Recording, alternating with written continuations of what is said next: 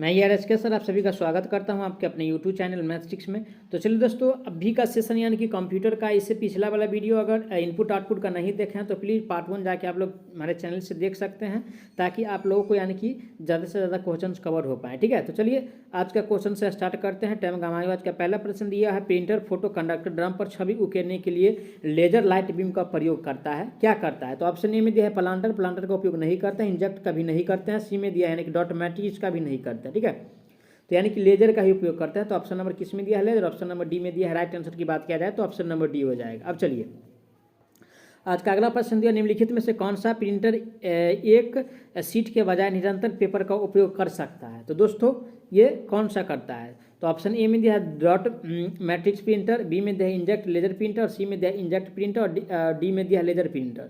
तो right answer की बात किया जाए तो डॉट मैट्रिक्स प्रिंटर जो होता है एक के बजाय एक यानी कि सीट का उपयोग करता है। तो ऑप्शन नंबर इसका यानी कि ए सही हो जाएगा। ठीक है, अब चलिए अगला प्रश्न दिया हुआ है, दिए गए विकल्पों में से कौन सा बाकी विकल्प में से सबसे अलग है? ठीक है, ए में दिया थर्मल प्रिंटर, बी में दिया है लेजर प्रिंटर, डी में दिया डॉट मैट्रिक्स प्रिंटर और डी में दिया इंजेक्ट प्रिंटर।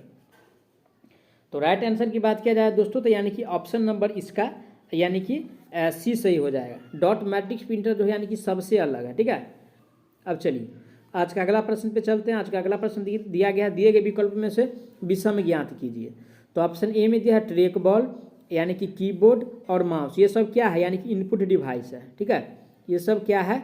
यानी कि इनपुट डिवाइस है।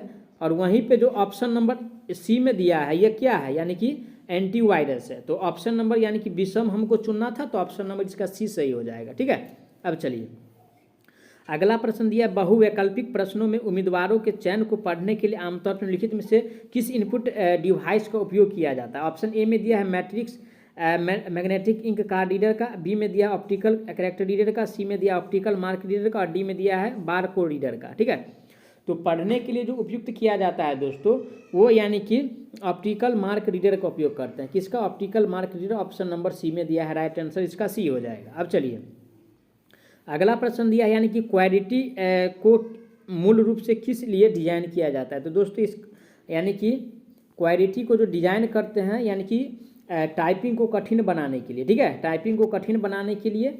तो ऑप्शन नंबर किस में दिया है? टाइपिंग को कठिन बनाने और सक्षम बनाने के लिए। तो ऑप्शन नंबर यही में दिख रहा है। राइट आंसर इसका यानी कि ये सही हो जाएगा। अब चलिए अगला प्रश्न दिया है, क्वालिटी किसे संदर्भित करता है? तो ऑप्शन ए में दिया है स्टैंडर्ड कंप्यूटर का मोबाइल उपकरणों के हार्डवेयर पार्ट्स की व्यवस्था को, बी में दिया है स्टैंडर्ड अंग्रेजी कंप्यूटर कीबोर्ड या यानी कि टाइपराइटर पर कीज की व्यवस्था को, सी में दिया है अंग्रेजी कंप्यूटर कीबोर्ड पर केवल फंक्शन कीज की व्यवस्था को और डी में दिया है स्टैंडर्ड अंग्रेजी कंप्यूटर कीबोर्ड पर केवल न्यूमेरिक कीज की व्यवस्था को। ठीक है, तो राइट आंसर की बात किया जाए दोस्तों तो ऑप्शन नंबर इसका यानी कि बी सही हो जाएगा। ठीक है, स्टैंडर्ड अंग्रेजी कंप्यूटर कीबोर्ड या टाइपराइटर पर कीज की व्यवस्था के लिए इसको यानी कि दिया जाता है। तो ऑप्शन नंबर इसका बी सही हो जाएगा। ठीक है, चलिए अगला प्रश्न दिया हुआ है, कंप्यूटर कीबोर्ड में शिफ्ट पर प्रिंट स्क्रीन कीज को क्या कहते हैं? तो ऑप्शन ए में दिया हुआ है स्पेशल पर्पज की, बी में दिया है स्टैंडर्ड कीज और सी में दिया है नेविगेशन की और डी में दिया है फंक्शन की। तो राइट आंसर की बात किया जाए दोस्तों तो इसको कहते हैं यानी कि स्पेशल पर्पज की। ठीक है, क्या कहते हैं? स्पेशल पर्पज की। ऑप्शन नंबर ए इसका सही हो जाएगा। अब चलिए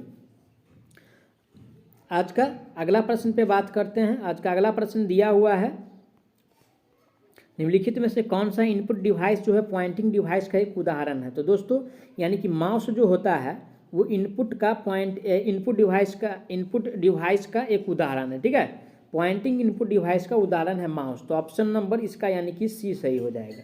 अब चलिए आज का अगला प्रश्न पे चलते हैं, किसी कंप्यूटर कीबोर्ड में आमतौर पर फंक्शन कुंजिया कितना है?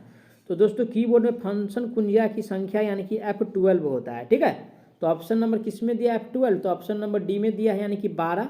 राइट आंसर इसका डी हो जाएगा। ठीक है दोस्तों, अगर आप लोगों को किसी प्रकार का डाउट है तो कमेंट बॉक्स में कमेंट करके जरूर बताएं और इससे अधिक संख्या में क्वेश्चन चाहते हैं तो उसके लिए भी कमेंट करें। धन्यवाद।